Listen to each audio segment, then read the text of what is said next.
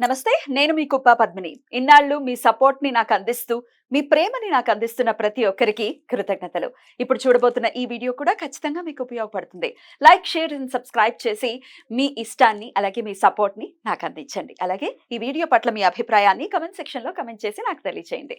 నమస్తే. నమస్తే. Welcome to our channel. నేను పద్మిని. ప్రస్తుతం మనతో పాటు ప్రముఖ ఆధ్యాత్మికవేత్త, వాస్తు జ్యోతిష పండితులు శేషగిరిరావు గారు ఉన్నారు. మాట్లాడదాం. సార్ నమస్కారం అండి. నమస్తే అండి. బాగున్నారండి? బాగున్నామ్మా. మీ సమయాన్ని మాకిస్తున్నందుకు చాలా చాలా కృతజ్ఞతలండి. వెల్కమ్ టు రెడ్ టీవీ భక్తి. Thank you. మన ప్రేక్షకులందరికీ కూడా ఆ భగవంతుని పరిపూర్ణ ఆయుర ఆరోగ్య ఐశ్వర్యాలను ప్రసాదించాలని కోరుకుంటున్నాను.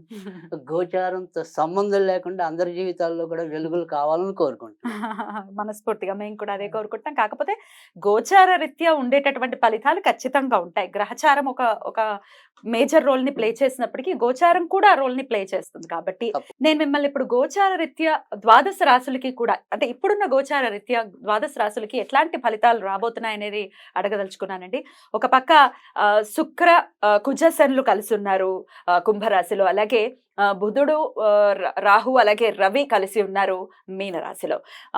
మేజర్ గ్రహాలు అంటే 6 గ్రహాలు ఇంచుమించు ఒకే దగ్గరలో ఉన్నటువంటి పరిస్థితి.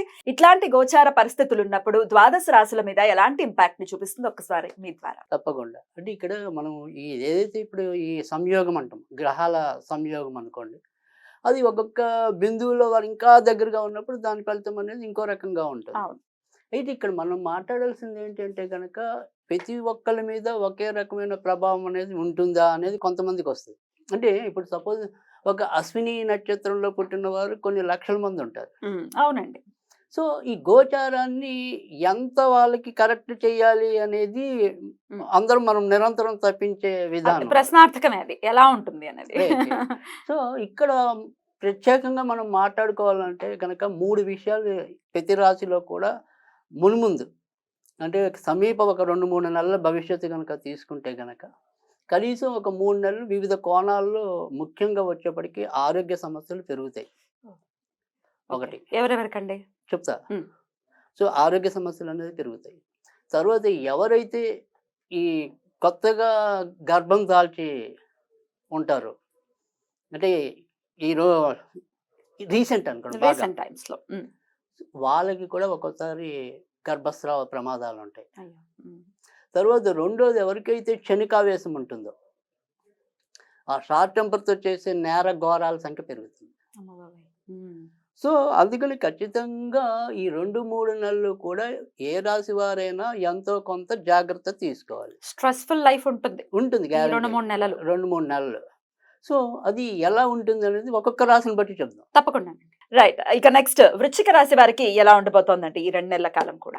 ఇందాక మనం చెప్పుకున్నాం, మొట్టమొదటిలోనే మేష రాశి ఒకటి, వృశ్చిక రాశి ఒకటి, వీళ్ళకి కొద్దిగా షార్ట్ టెంపర్ అనేది ఎక్కువ ఉంటుంది అని చెప్పి.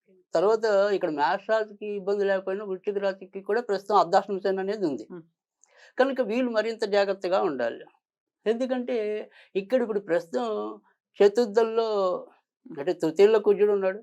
తర్వాత వచ్చేప్పటికి ఏంటంటే ఇదే కుజుడు మరి కొద్ది రోజులు, అంటే 16 తర్వాత నుంచి చతుర్థానికి వచ్చేస్తాడు.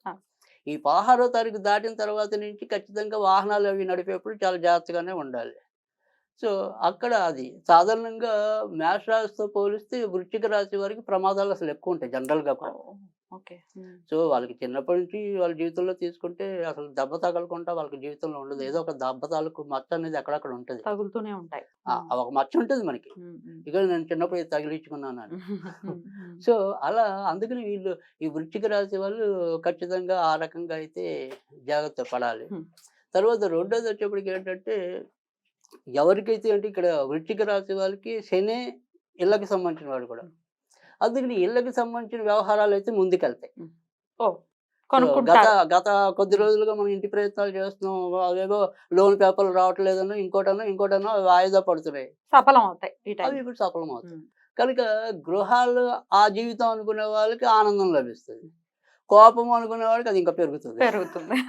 సో అది. సో ఇక ఉద్యోగాలకు వచ్చేప్పటికి ఏంటంటే ఈ పంచమంలోనే రవి సంచరించడం అనేది ఉంటుంది కాబట్టి జనరల్గా కొద్దిగా వృత్తి ఉద్యోగాల్లో అయితే ఇంకొద్దిగా బుర్ర ఎక్కువ పెట్టి చేయాల్సిన అవసరం అయితే ఉంటుంది. అంటే ఒత్తిడి ఉండదు, తొందరపాటు ఉంటుంది. వీళ్ళే తొందరపడిపోతారు. అది అక్కడ మనం ఏదైతే దాని డిస్క్రిప్షన్ ఉంటుందో అది వీళ్ళు కరెక్ట్గా చూసి చేయాలి. ఒక్కోసారి ఆ తొందరపాటుతో అంటే పంపించవలసిన మెయిల్ ఎవరికి పంపించాలో వాళ్ళకి పంపించకుండా ఇంకోళ్ళకి పంపించి అదేదో అలా రావటం. ఇబ్బంది అవుతుంది కదా. అలాంటి ప్రమాదోదీమసి అని కొన్ని తప్పులు అలవాట్లో పొరపాట్లు అంటాం వాటిని. జరుగుతూ ఉంటాయి.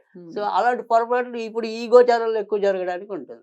కనుక ఒకటికి ఏదైనా సరే అవి ఏవైతే మనం నడుపుతున్నామో ఆ క్రియలు అవి కొద్దిగా కరెక్ట్గా చూసుకుని చేస్తే వాళ్ళకి కూడా వృశ్చిక రాశి వాళ్ళకి చెప్పుకోదగిన ఏదైనా ఇబ్బంది ఉంటే ఒకటి వాహనాలు నడిపేప్పుడు జాగ్రత్త పడటం, కోపతాపాలు వీళ్ళు కూడా అదుపులో పెట్టుకోవటం అనేది ఒకటి. తర్వాత ఎవరికైతే దీర్ఘకాలికంగా ఈ బీపీ రక్తపోటు అంటే రక్తానికి సంబంధించిన వ్యాధుల బారిన ఇప్పుడు కొద్దిగా వీళ్ళు పడడానికి అయితే ఉంటుంది. అంటే సడన్గా హిమోగ్లోబిన్ తగ్గిపోవటం అలా ఈ రక్తానికి సంబంధించిన. సో అందుకని ఆ రక్తానికి సంబంధించిన ప్రాబ్లం అయితే రావడానికి అవకాశం ఉంటుంది. కనుక ఇక్కడ మనకి 2 రకాల రెమెడీస్. ఒకటి ఇష్టమైతే కనుక ఈ ఆంజనేయ సింధూరం అనేది ఏదైతే ఉంటుందో ఆరెంజ్ కలర్లో ఉంటుంది. సో ఈ సింధూరం పెట్టుకుంటాం ఇష్టమైతే డైరెక్ట్గా నుదురుని పెట్టుకోండి. మాకు ఇలా 10 మందికి కనిపించే వ్యవహారాలు ఇష్టం ఉండదు అనుకుంటే కనుక హృదయం దగ్గర పెట్టుకోండి. సో ఈ ఏదో విధంగా ఈ సింధూరాన్ని ఆడవారైనా ధరించచ్చా? అంతేగా ఆడమగానే ఆడవాళ్ళు మీలాగా చక్కగా ఆ నుదురుని ధరించడం మంచిదే. సో అలాగా అదే మనం ఇక్కడ దాన్ని ఏమంటాం పాపిట. సో అక్కడ ధరించినా కూడా మంచిదే. సో సౌభాగ్యం ఇస్తుంది. సో కనుక ఇక్కడ ఎప్పుడు కూడా శని కుజుల కాంబినేషన్లో మనం ఎక్కువగా పూజించవలసింది ఆంజనేయుడు. వృత్తి కుజుడు అనుకోండి సుబ్రహ్మణ్య స్వామిని కూడా పూజించవచ్చు. కానీ శని కుజులు సంయుక్తంగా ఉన్నప్పుడు ఆంజనేయుని పూజించడం వల్ల కూడా ఎక్కువ మేలు జరుగుతుంది. సో కనుక వాళ్ళు ఆంజనేయుని పూజించాలి. ఆంజనేయుని పూజించిన చాలా బ్యూటిఫుల్ గా ఎక్స్ప్లెయిన్ చేశారు. డెఫినెట్ గా ద్వాదశ రాశులకి కూడా ఈ గోచార రీత్యా వచ్చేటటువంటి ఫలితాలు ఎలా ఉంటాయి అనేది తెలియజేశారు. అలాగే రెమెడీస్ కూడా చెప్పారు, రాశి వైజ్ కూడా చెప్పారు. కాబట్టి అందరికీ కూడా ఈ 2 నెలలు చాలా బ్యూటిఫుల్ గానే వెళ్ళాలని మనస్ఫూర్తిగా వెళ్ళాలని మనకు కూడా కోరిక. తప్పకుండా మీ సమయం ఇచ్చి మాకు ప్రిడిక్షన్స్ ని తెలియజేసినందుకు చాలా చాలా కృతజ్ఞతలండి. నమస్కారం.